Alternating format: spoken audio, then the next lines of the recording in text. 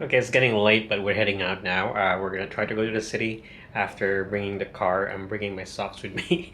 After bringing the car somewhere, we're gonna leave her Laura's company car park where it should be, but we're gonna head out to the city. I don't know what's there because today's a Tuesday. It's around 6 p.m. I don't know what's there, if there are any events or what.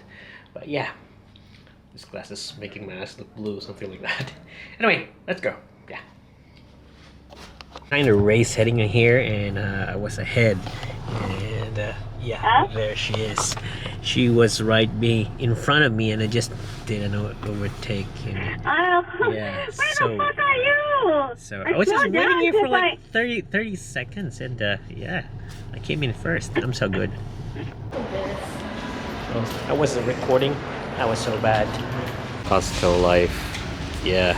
Oh, yum yum. Costco life. It's never complete without the lollies. Yep. We have nothing in here. Chocolates. So we just ended up getting some chocolates, some cranberry juice, and a lot of Dole pineapple juice. So yeah, we're good for now. So yeah, and there goes Laura. She's on the phone. I'm left with the trolley. Yeah. Oh yeah. So yep.